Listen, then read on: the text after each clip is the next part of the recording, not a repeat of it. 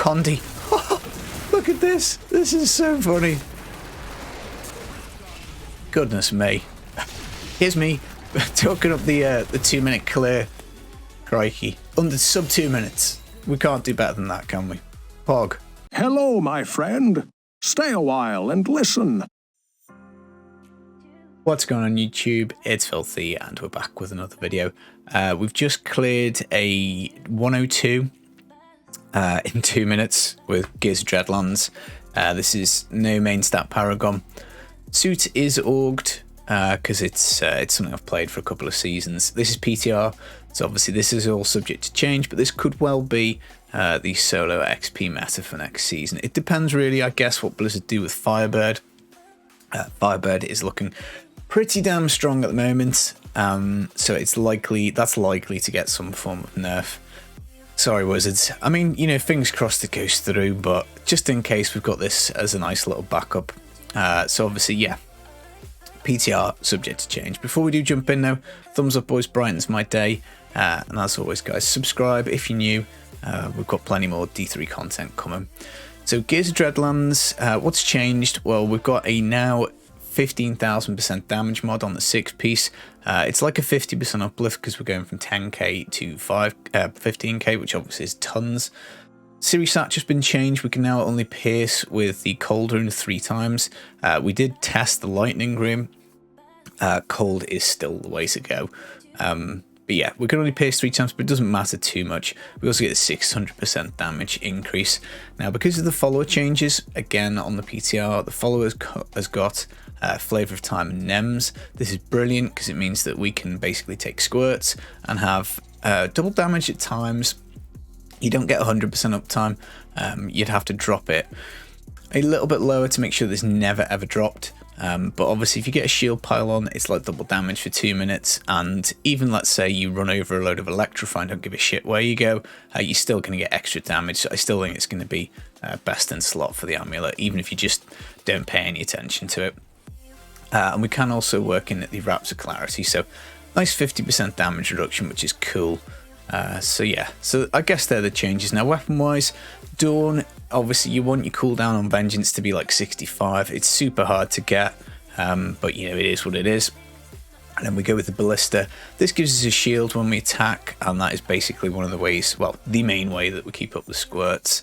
What else have we got? Momentum stacks, obviously as we attack, we build these up to 20. They give us move speed, they give us damage reduction based on the way that the Gears of Dreadlands works, which is pretty cool. Focus and Restraint for extra 50% damage times 2, so 50% here, 50% here. Taeguk for more damage as we channel, more toughness, again helps with the squirts. We've got the Trapped in here, just again more damage.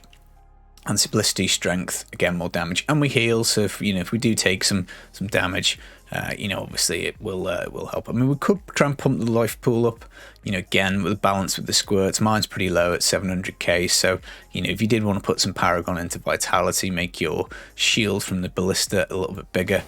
Obviously at the 10 stacks, it's nearly 200k, so you could probably get that up to like 300k, which would be a fairly decent sized shield. Follower wise, we obviously get Cheat Death, which is pretty cool as well. I haven't set this up. This is just a load of random stuff that we've stuck on there. Skills are pretty much exactly the same as they always have been. Strafe, Rocket Storm, Hungering Arrow, Devouring Arrow, Vengeance, Dark Harp, the extra damage and 50% damage reduction. Prep, Focus Mind just gives us discipline as we go, keeps it a little bit smoother with this. The only discipline spend we have is Shadow Power Gloom. Damage reduction helps keep up the squirts. Super nice for tactical advantage because it is move speed. And then Boar Companion just to give us a bit more toughness. I'm sure you noticed the all res gems in the gear. I've left Cheat Death on just in case. This could super easily be swapped off because we've got the follower one now. So if you're happy to just go with that, you can pick yourself another passive. Hot Pursuit would be nice. Maybe we'll try that for the video for a bit more move speed. Perfectionist, I've gone for this again just to buff up the toughness and to ease the discipline on Gloom a little bit.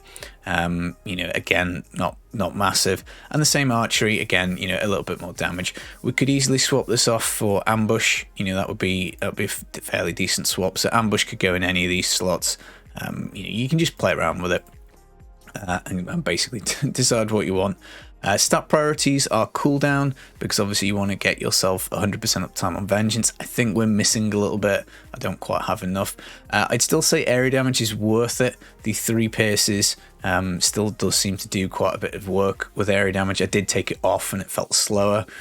But other than that, main stat, Hungering Arrow belt obviously is main modifier for Hungering Arrow. So again, make sure this is as high as you can to 200%. You can get Hungering Arrow damage on your belt.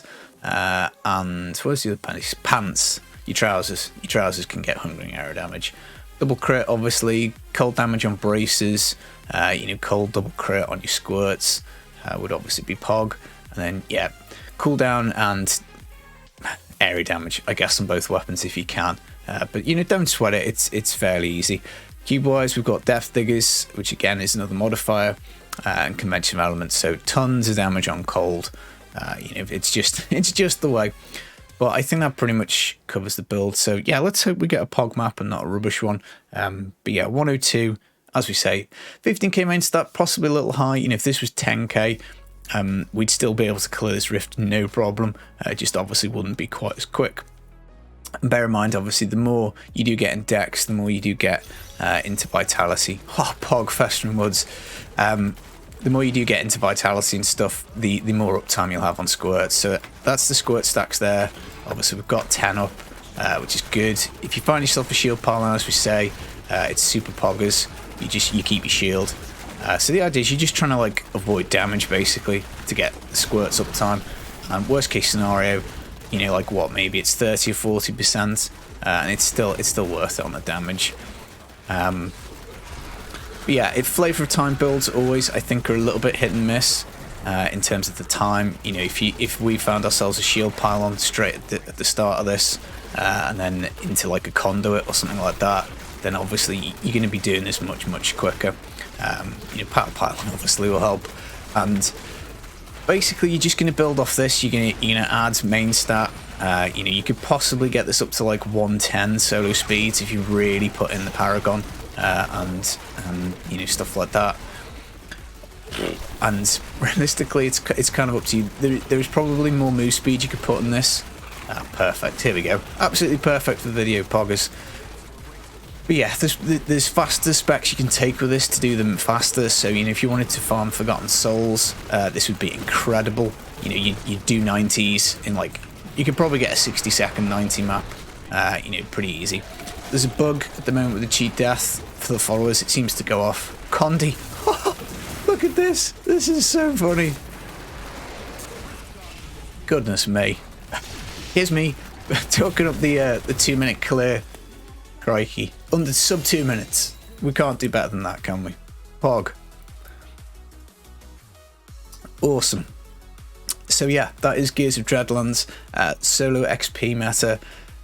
Absolutely demolishes stuff. Really fun. Let's hope this stays as it is or gets improved, because it really does crush. I've been the Filthy Casual. Enjoy your day. Peace.